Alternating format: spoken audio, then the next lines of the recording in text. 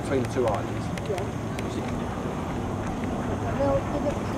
Yeah, because they're both plastic. Well, one's, I don't know if they're both.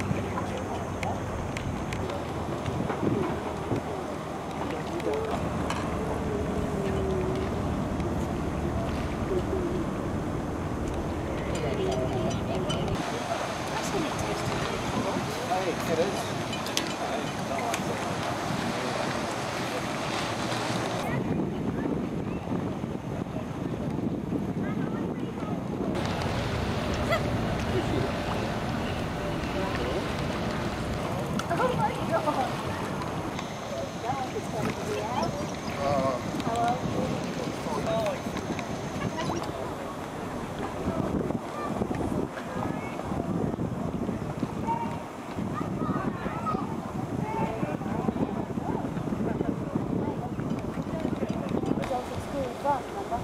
Oh, I see, yeah, fair enough. And in our school we had nursery. Yeah, 1 and 2. 2, 3, 4.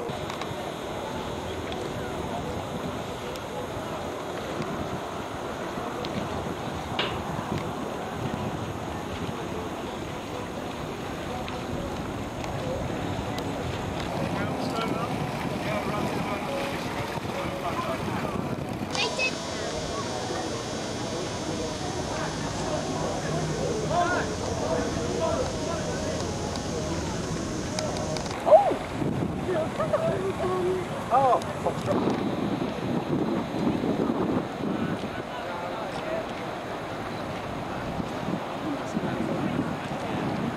I think yeah, she's going to come in next to Warrior, so. That's a shot they've got now, the old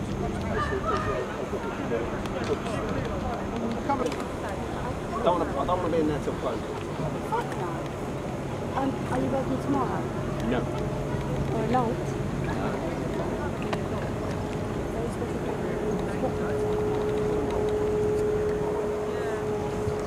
Oh, yeah. I asked the lady if it's okay if I can show you that. What did I do? What part?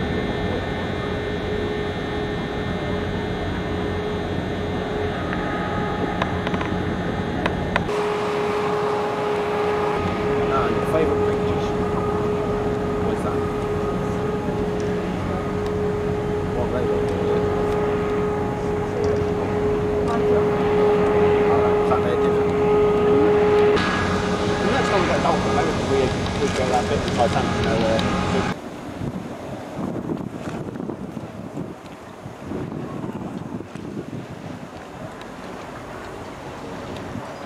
Yeah. This is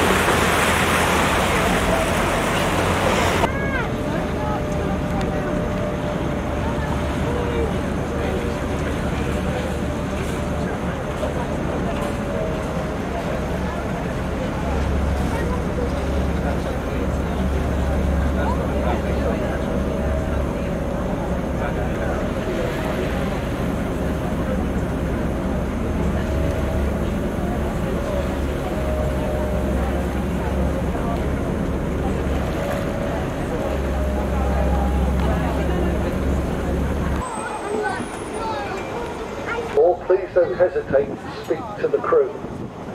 Okay, let's talk about HMS. The big iron plates onto the ship was seen the first half of the harbour tour. Everything's over the right key that's operated by the Royal Navy. The red brick building with the stone tower is Semaphore Tower. This is home to the smallest workboat, right up to the largest of the cross-channel ferries. Now they're always watching with radar and CCTV, and they have the Ministry of Defence Police who patrol 24 hours a day. Royal train. Well folks, after 9 months being away, Prince of Wales is back, so we got both of our carriers in their home port. It's been too long. So this is Queen Elizabeth, first of the QEC carriers ever built for the Navy. Mostly built in Rosyth. 284 metres long, 39 metres above the waterline, 73 metres 36, although they can easily look after 64. Most of the aircraft on board, the crew complement on board the carrier, anything from 679 up to 750 people. Now they've got purpose-built accommodation space for up to 250 Royal Marine Commandos. Now we're looking at 1,600 people on board. Reaching speeds of up to 30 knots. Operational range 10,000 miles.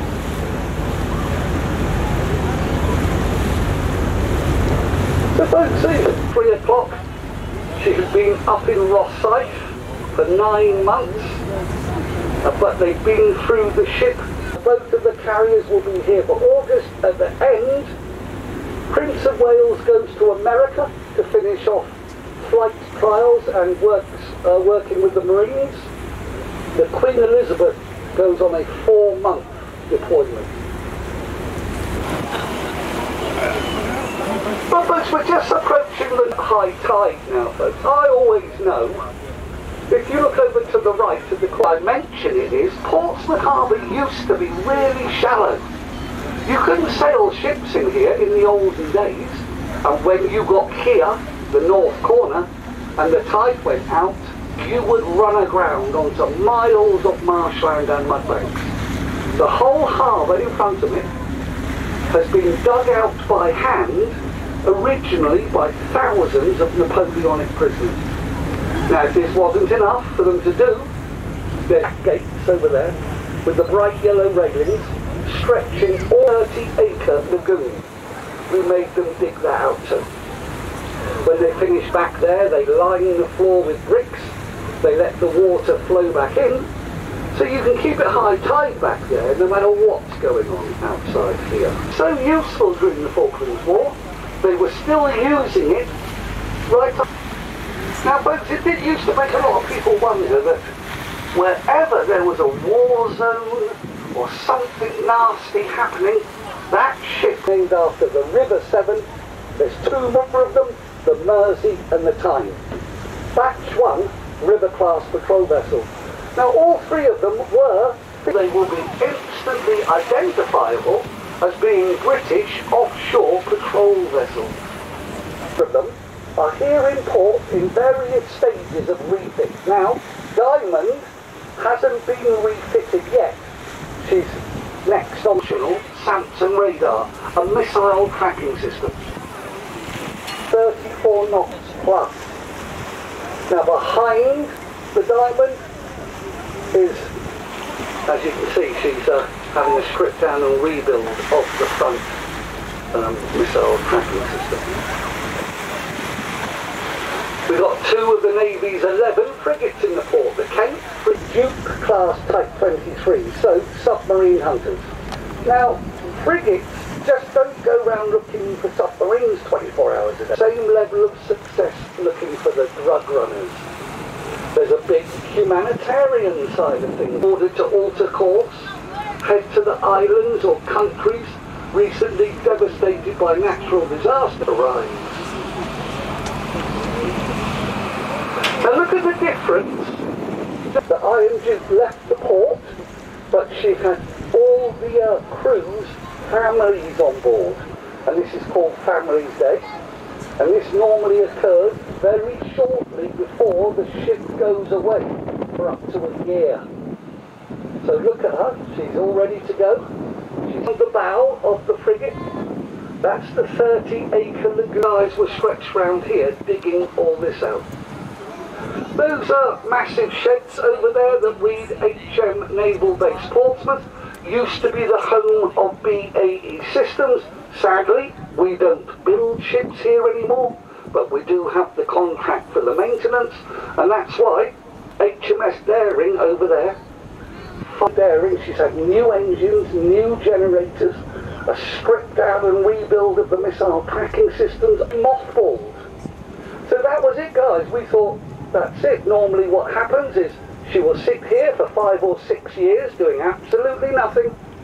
But on the forums, they're saying that the Americans want to buy this ship because it's all of Royal Naval Quay, and we are now sailing into the commercial port called Portico. Now Portico are the second biggest importers of fruits and vegetables in the UK. 70% of Britain's bananas here. Now look what came into the port yesterday. The Luzon Strait. She's a geese-line banana boat that came across from Bridgetown in Barbados. Now, the ferries take care of Caen, Cherbourg, Le Havre, San Malo, Bilbao and Santander. Now the ship from Bilbao came in last. She's just coming to the end of a 6.5-hour crossing from Caen. Type Olympus gas turbine engine inside. It was the old Bristol, the only Type 82 Bristol pass. The cadets all passed through that grey building. HMS Excellent, home to the Second Sea Lord, is headquarters to the Royal Navy. All of the land you're looking at over there, all this side of the harbour, and the lagoon behind us was dug out by hand. That line is concerned.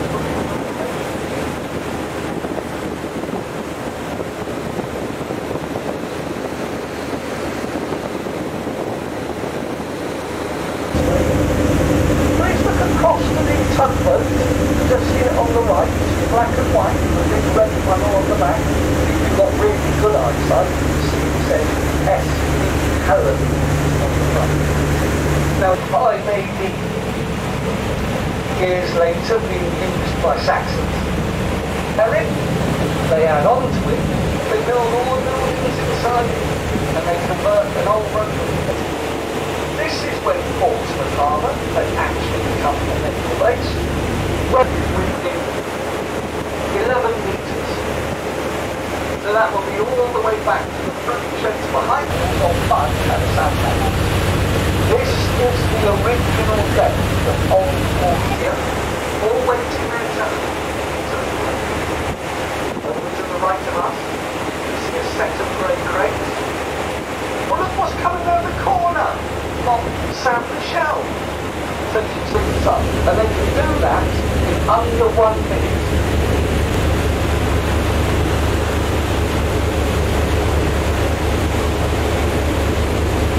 Now folks, the ship might block the Victory, so look in between the two carriers, and you'll see HMS Victory sandwiched. That might make a nice photograph. She wasn't how she does at the moment. Now, on San Michel, not right down to the waterline, but I always have a look at the back of the ship to see how far back the HE lorries are packed. If the HE lorries are right back, it's pretty full. Let's have a little look. There's the French crew. That's great. So what we've got there? Cars, campervans. Guys, more photographs of the carriers,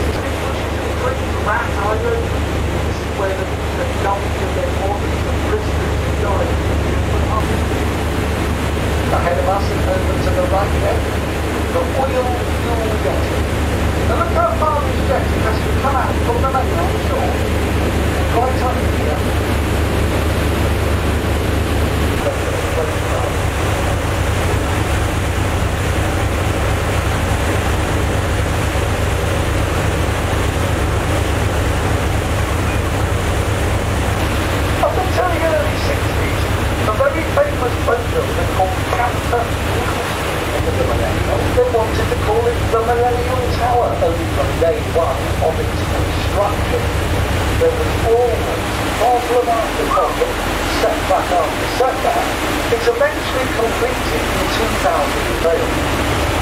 The estimated build cost has been 6 to 8 million. 4 years behind schedule in rocket steam.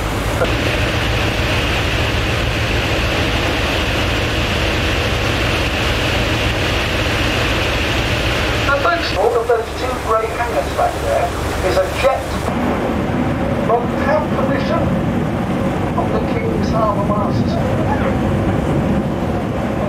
Some of these guys, like the St. Clair. Very nice. Please look up on that glass. If there's something there sort of says, well, you know.